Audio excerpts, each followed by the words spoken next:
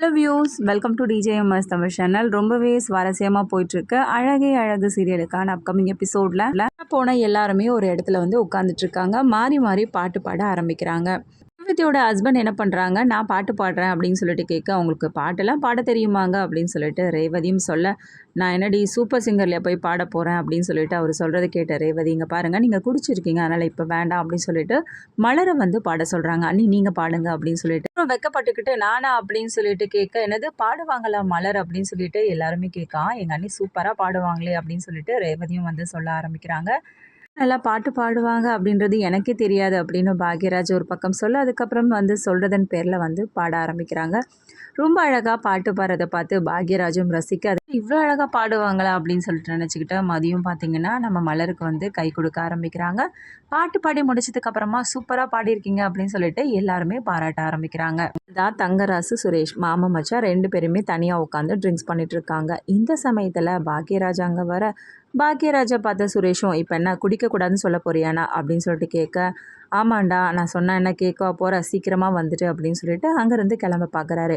இந்த சமயத்தில் தங்கராஜ் சுரேஷ் கிட்ட, உங்கள் அண்ணனை இங்கே வர சொல்லுடா அப்படின்னு சொல்லிட்டு கூப்பிட சொல்கிறாங்க. அண்ணன் இங்கே வாங்க அப்படின்னு சொல்லிட்டு கூப்பிட, பாக்யராஜும் அந்த இடத்துக்கு வர, என்ன குடிக்க சொல்லுடா அப்படின்னு சொல்லிட்டு சுரேஷ் கிட்ட சொன்னதும், அதெல்லாம் ஒன்றும் தேவையில்ல அப்படின்னு சொல்லிட்டு மறுக்கிறாரு. ஆனால் எது சொன்னாலுமே கேட்கக்கூடாது அப்படின்ற ஒரு முடிவோட தான் இருக்காருல்ல உங்கள் அண்ணன் அப்படின்ற மாதிரி தங்கராசு கேட்க, கிட்ட வந்து சொல்கிறத கேட்டு சுரேஷும் வந்து கேட்க, அதுக்கப்புறம் கொஞ்சமாக வந்து சாப்பிட ஆரம்பிக்கிறாங்க. அது கிளம்பணும் அப்படின்ற ஒரு முடிவோடு இருந்தாலும், அப்போ இங்கேருந்து கிளம்புறதுல முடிவாக இருக்கீங்க, அப்போ வந்து எவ்வளோ பெரிய தப்பு பண்ணியிருந்தாலும் நம்ம கோவமாக இருக்கக்கூடாது அப்படித்தான். ராஜும் வந்து பழைய விஷயங்களை வந்து சொல்ல ஆரம்பிக்கிறாங்க. அன்னைக்கு இருந்த சூழ்நிலையில் வந்து நான் எவ்வளோ சொன்னேன், வீட்டில் உள்ளவங்களும் வந்து புரிஞ்சிக்கல. அதையும் மீறி என்ன பண்ணுறீங்க, நீங்களும் உங்கள் அம்மாவும் வந்து கல்யாண ஏற்பாடுகள் பண்ணீங்க. ஆனால் மலருக்கு கொடுத்த சத்தியத்தில் கல்யாணம் பண்ணிக்கிட்டு வந்தேன். அதுக்கப்புறம் நடந்த விஷயங்களால நான் எந்த அளவுக்கு கூனி குறுகி போயினேன்னு எனக்கே தெரியும் அப்படின்ற மாதிரி வந்து பாக்யராஜ் வந்து சொல்லி புரிய வைக்கிறாரு தன்னோட நிலைமையை. இன்னமும் பழைய விஷயங்களை மறக்காமல் அப்படியே மாப்பிள்ளை என் மேலே கோவமாக இருக்கிறது தான் எனக்கு ரொம்ப வருத்தமாக இருக்குது இந்நாள் வரைக்கும் அப்படின்னு சொல்லிட்டு பாக்யராஜ் வந்து சொல்லிட்டு இருக்காரு. சுரேஷும் அதை வந்து கேட்டுட்ருக்காரு. உங்கள் சைட்லேருந்து என்ன பண்ணாலும் ரேவதியை நான் கண்கலங்காமல் தானே வச்சுட்ருக்கேன், நல்லபடியாக தானே பார்த்துட்ருக்கேன் அப்படின்ற மாதிரி தங்கராசு சொல்கிறத கேட்ட பாக்யராஜ், நல்லபடியாக வச்சுட்ருக்கீங்க, அப்படி ஒன்றும் நல்லா வச்சுட்ருக்க மாதிரி ஒன்றும் தெரியலையே, துணிமணி சாப்பிட்றதுக்கு எல்லாம் வாங்கி கொடுத்தா மட்டும் போதுமா, எல்லார் முன்னாடியும் அவளை வந்து கை நீட்டி அடிக்கலை, அவள் எங்கே சந்தோஷமாக இருக்கா அப்படின்ற மாதிரி எதிர்த்து வந்து கேள்வி கேட்க ஆரம்பிக்கிறாரு தங்கராசை பார்த்து. இதை பார்த்து பயங்கரமாக ஷாக் ஆகிறாரு தங்கராசும்.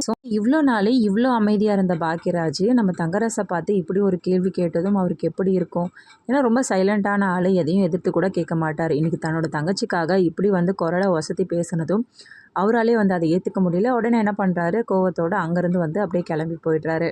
தைரியம் பாக்யராஜுக்கும் எங்கேருந்து வந்திருக்கு அப்படின்னு சொல்லிட்டு நம்ம எல்லாருக்குமே தெரிஞ்ச ஒரு விஷயம்தான். எல்லாரும் சும்மா சாப்பிடாம இருந்தால் இந்த மாதிரி ஒரு விஷயத்த இவ்வளோ தைரியமாக தங்கராசை பார்த்து கேட்டுருந்துருப்பாரா, கண்டிப்பாக முடியாது இல்லையா. பாக்யராஜ் கேட்டதும் ஒரு நல்ல விஷயம்தான், அதாவது இவனுக்கு இவ்வளோ தைரியம் இருக்கே அப்படின்றத வந்து புரிஞ்சுப்பார் இல்லையா. இனிமேல் அதிகமாகவும் இவரோட விஷயத்தில் வந்து தலையிட மாட்டார். பக்கம் அவர் கிளம்பி போயிட்டாரே அப்படின்னு சொல்லிட்டு சுரேஷ் கூப்பிட ஆரம்பித்தாலும் நம்ம தங்கராசு அங்கேருந்து கிளம்பி போயிட்டாரு. என்னன்னா தேவையில்லாமல் இதெல்லாம் வந்து பேசிகிட்டு இருக்கே அப்படின்னு சொல்லிட்டு சுரேஷ் என்ன பண்ணுறாங்க, அவங்க அண்ணனை பார்த்து வந்து கேள்வி கேட்குறாரு.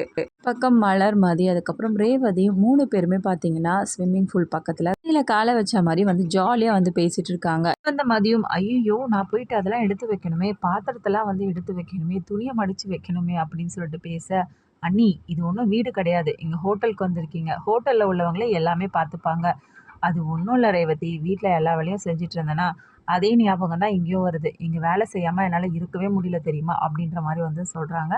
அதுக்கு ஒரு பேரையும் வந்து வைக்கிறாங்க நம்ம மதி. எனக்கு தெரிஞ்சு இந்த 6 வருஷத்தில் நான் இன்றைக்கி தான் வந்து வேலை செய்யாமல் இருந்திருக்கேன் தெரியுமா அப்படின்னு சொல்லிட்டு சொல்ல, உடனே மதியம் பார்த்தீங்கன்னா, யார் சொன்னது, காலையிலே எல்லாத்தையும் செஞ்சு முடிச்சு வச்சுட்டு தானே வந்தீங்க அப்படின்ற மாதிரி சொல்ல ஆரம்பிக்கிறாங்க. இல்லைங்க, ஆனால் எனக்கு தெரிஞ்சு இந்த 6 வருஷத்தில் இந்த டின்னர் சமைக்காமல் இருந்தது இதான் முதல் தடவை அப்படின்ற மாதிரி சொல்லி சிரிக்க ஆரம்பிக்கிறாங்க எல்லாரும் சேர்ந்து. பரவாயில்ல, பக்கத்தில் யாருமே இல்லாமல் குழந்தைங்க எல்லாம் ஊரில் இருக்க, நம்ம மட்டும் இப்படி தனியாக ஜாலியாக இருக்கிறது எவ்வளோ சந்தோஷமான ஒரு வாழ்க்கையாக இருக்குல்ல அப்படின்னு சொல்லிட்டு 3 பேரும் சேர்ந்து ரசித்து பேசிகிட்டு இருக்காங்க. பக்கம் நம்ம மலருக்கும் ரேவதிக்கும் 2 பேருக்குமான பாண்டிங்கை பார்த்து ரொம்பவே வியந்து போய் பேச ஆரம்பிக்கிறாங்க.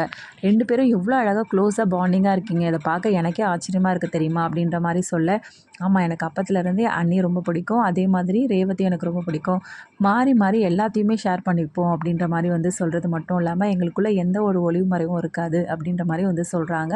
2 பேருக்குமே பார்த்திங்கன்னா நம்ம மதி வந்து சுற்றி போடுறாங்க. மேல் நம்ம லிஸ்ட்டில் 3 பேர் ஆயிடுச்சு அப்படின்னு சொல்லிட்டு சந்தோஷப்பட்டு சிரித்து பேசிகிட்டு இருக்காங்க. எங்கேயாவது போயிடலாமா அப்படின்னு சொல்லிட்டு மலர் கேட்குறாங்க. எங்கே போகிறது? இல்லை எங்கேயாவது யாருக்குமே தெரியாமல் யாருமே இல்லாத இடத்துல 3 பேரும் போயிடணும் அப்படின்ற மாதிரி சொல்கிறாங்க. போகிறது அப்படின்னு சொல்லிட்டு கேட்க, உங்களுக்கு கார் ஓட்ட தெரியுமா? மாறி மாறி கேட்குறாங்க. 2 பேரும் தெரியலன்னு சொன்னதுக்கப்புறமா மதிய கேட்க, மதி வந்து சொல்கிறாங்க, இப்போ தான் ஓட்ட கற்றுக்கிட்டேன், அதான் தெரியும் அப்படின்னு சொல்லிட்டு சொல்கிறாங்க. உடனே காரில் ஏங்க போடணும், இப்படியே போகலாமே நடந்தே அப்படின்ற மாதிரி வந்து சொல்கிறாங்க. இந்த சமயத்தில் குடிச்சிட்டு இருந்த பாக்யராஜ் என்ன பண்ணுறாங்க, அப்படியே நடந்து இவங்க 3 பேரும் உட்காந்துட்டு இருந்த இடத்துக்கு வராங்க. சாரி மலரே, தெரியாமல் நான் வந்து குடிச்சிட்டேன் அப்படின்னு சொல்லிட்டு சொல்ல, உடனே ரேவதியும் அந்த குரூப்பில் நீ மட்டும் தானே சாப்பிடாம இருப்ப, நீயும் ஆரம்பிச்சிட்டியா அப்படின்னு சொல்லிட்டு கேள்வி கேட்க, ரேவதி 2 பேரும் கம்பல் பண்ணாங்க, அது மட்டும் இல்லாமல் கொஞ்சம் தான் சாப்பிட்டேன் அப்படின்னு சொல்லிட்டு சொல்கிறாங்க. அதுக்கப்புறமா பாட்டு பாட சொல்கிறாங்க. நம்ம பாக்யராஜ் வந்து நம்ம மலரை பார்த்து, இவ்வளோ நல்லா மலர் பாட்டு பாடுவான்னு சொல்லிட்டு இவ்வளோ நாளாக எனக்கு தெரியாது தெரியுமா அப்படின்னு சொல்லிட்டு பாக்யராஜ் சொல்ல, அதுக்கப்புறம் பார்த்தீங்கன்னா இப்போ தான் கொஞ்ச நேரத்துக்கு முன்னாடி தான் பாட்டு பாடினாங்க அப்படின்னு சொல்லிட்டு மதியம் சொல்கிறாங்க. அதுக்கப்புறம் பாக்யராஜ் கேட்டதுனால திரும்ப வந்து மலர் பாட்டு பாட ஆரம்பிக்கிறாங்க. அதை பாக்யராஜ் ரசிக்க எல்லாருமே பார்த்துட்டு இருக்காங்க.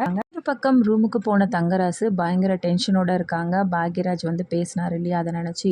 இதுக்கப்புறமா ரேவதி உள்ளே வந்ததுக்கப்புறமா ஏதாவது சொல்லி சண்டை போட ஆரம்பிக்கிறாரா, ரேவதி ஏதாவது சொல்லி சமாளிக்கிறாங்களா, இது எல்லாமே தெரிஞ்சுக்கலாங்க. அதுக்கு மறக்காம நம்ம சேனலை வந்து சப்ஸ்கிரைப் பண்ணிக்கோங்க. கூடவே இருக்க அந்த பெல் ஐக்கனும் கிளிக் பண்ணிவிடுங்க. அப்போ தான் நான் போகிற அடுத்தடுத்த வீடியோஸ் உங்களுக்கு நோட்டிஃபிகேஷனில் வரும். ஓகே வியூஸ், தேங்க்ஸ் ஃபார் வாட்சிங் திஸ் வீடியோ.